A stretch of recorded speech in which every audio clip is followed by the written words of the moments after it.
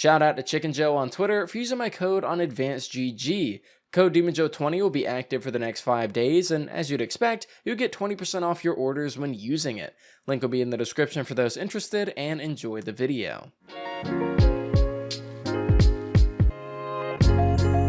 Alright lads, it's that point in the season where we start getting ready for the next season. Some of you have probably been doing that by bounty prepping to get artifact mods for the day 1 raid, but I don't hate myself enough to do that personally, but I intend on beating it regardless since I've been collecting day 1 raid emblems like the Infinity Stones these past few years. Anyways, this video won't be a bounty prep guide like you would expect, but more so a checklist of things that I personally will be doing to get ready for next season, and they're things that I think are important enough to share with you guys. And as we all know, Arc 3.0 is going to be a thing come next season, so a quick freebie that's pretty much common sense that won't be featured in the main top 5 is to just get good stats on your favorite Arc related exotic armor and god rolls of the best Arc weapons, which I already have a video on, link in the description. With that said, today we'll be talking about the top 5 things that everyone should do before Season 18. Like the video if you like it, subscribe for more content, and let's jump into this. To kick things off, let's talk about one of the things I'm by far most excited about come Season 18,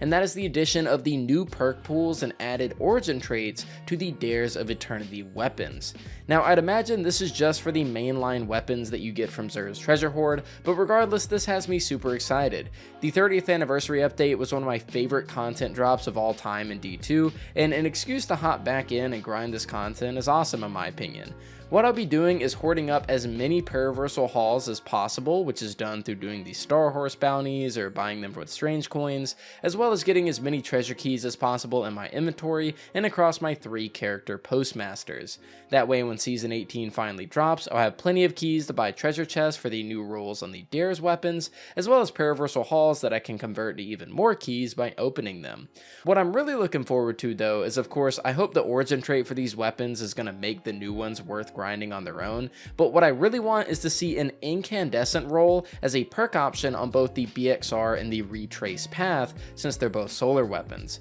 Retrace Path getting incandescent would single-handedly make me want to use an actual trace rifle, which I've never even thought about doing all that much until this point, and obviously with the BXR, another primary weapon with incandescent is always welcome. Of course, if the BXR doesn't get incandescent, I'd love to see a different damage perk on it like Frenzy in that final column, as Kill Clip isn't my favorite option and neither is Adrenaline Junkie. Don't get me wrong, I love my Kill Clip demo battle rifle, but Frenzy would be a huge welcome change in GM content for sure. And one more thing before we move on, also make sure that if you are grinding 𝗍𝗓𝗍𝗓𝗍, to keep every single red box 𝗍's weapon that drops for you and hold on to it. Just either complete the deep sight and then throw it into the vault, just make sure that you don't actually claim the deep sight off of it, because for those that don't know, the API for the 𝗍𝗓𝗍𝗓𝗍 weapons has been showing that they can get enhanced perks for pretty much the entire season, implying that we might be able to craft them in the future. And this has been a thing for a while, and with Bungie announcing that they're refreshing the loot inside the activity,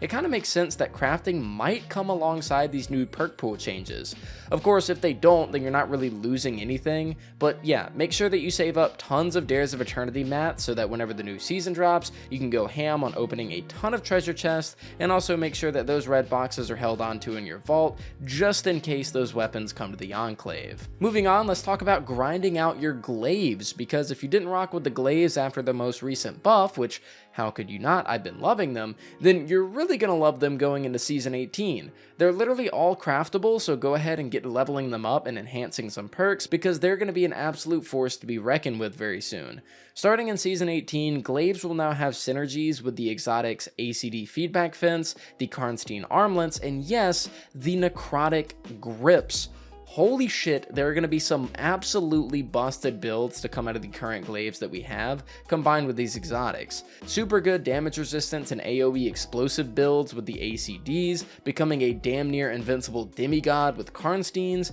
and of course, how could we forget spreading the plague to every enemy in sight like it's the 1300s with Necrotic Grips. Our current Glaive lineup outside the exotic ones is Nezarec's Whisper, which in my opinion is the best due to potential Arc 3.0 stuff, the Lubre's Ruin, and finally Enigma. So grind out some good stat rolls on the exotics that you want to run with these Glaives, and level up the Glaives themselves before Season 18, and you'll be sitting pretty.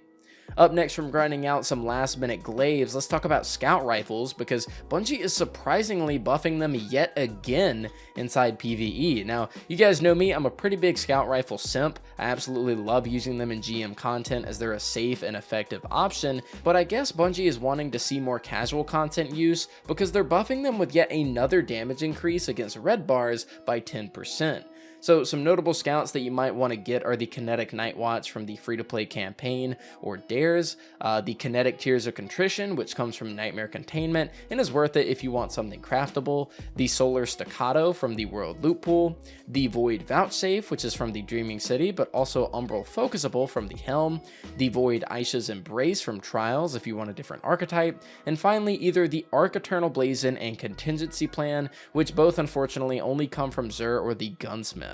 This buff was also going to apply to any exotic scout rifles out there, so Skyburner's Oath mains rise up, and Polaris Lance mains go back to the sewer where you belong. That shit is awful. Anyways, Bungie is also buffing heavy GLs by 10%, but I'm unsure if this is going to make too much of a difference at all in their usability. It's a little too early to tell, but if there are any heavy grenade launchers that come to mind, maybe grind those out too before Season 18.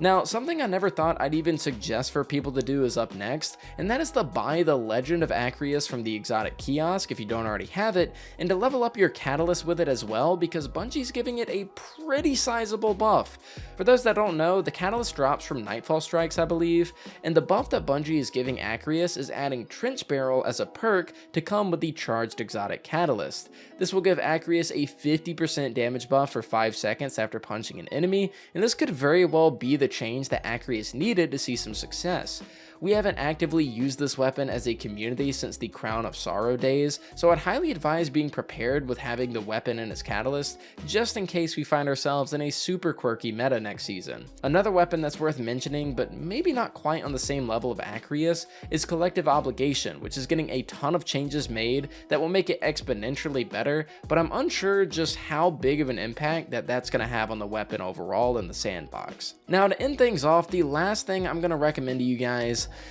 is to bounty prep. Yes, I know, I said this video is about things that I would do and that I would recommend, but although I'm personally not bounty prepping, I still recommend it for anybody that is attempting the day one raid. And this isn't for anyone that's like, you know, trying to race, because, you know, if you're trying to race for world's first, of course you want to bounty prep, but even for those that want the 24-hour completion, it definitely still is worth your time. There is a chance that the final column of artifact mods has something that can make the raid exponentially easier for contest mode, and the smart thing to do would be to go ahead and get ready so that you can have those mods when the raid drops. It's better to be safe than sorry. I, however, just cannot stand bounty prepping personally, despite it being a really smart thing to do, as I really don't want to burn out on Destiny, and bounty prepping would absolutely make me hate the game. As a content creator that plays this game all the time, streams it, creates videos, etc., the last thing I want to do is dislike the game I'm covering, so while I personally will not be doing it, I recommend it to every person that is attempting day one. But if you're not, then you don't really have much to worry about. I'll leave a link to a buddy of mine's video which perfectly explains the best way to get prepped for the day one raid, and he has no idea I'm doing this, by the way, so feel free to tell him I sent you, but his name is 𝗏𝗏 and he's been doing this kind of stuff for years. So if you're looking to be day one ready in season 18, check the description for the link to that video. With that all said, ladies and gentlemen, that's going to do it for this video. Just a short little prep guide for those interested in what I personally will be doing while we wait for Season 18, and I hope you all enjoyed. And just a reminder that my advanced code is 20% off right now on their site by using code demonjoefrance, and if you'd like to purchase anything, please check the link in the description, as I'd love to get a custom shaker cup with them sometime this year, and you guys can make that possible. Anyways guys, thank you all so much for watching the video until the very end, as it really helps out to support the channel. And speaking of supporting the channel, shout out to my Patreon supporters, as well as my tier 2s, Homebase Serenity, Admus, Vile, John, and Onrock, and my tier 3 patrons, 𝘁𝗵𝗄 and 𝗁𝗠𝗎𝗓𝗍. Thank you all so much for watching, everybody, and I'll see you all next time.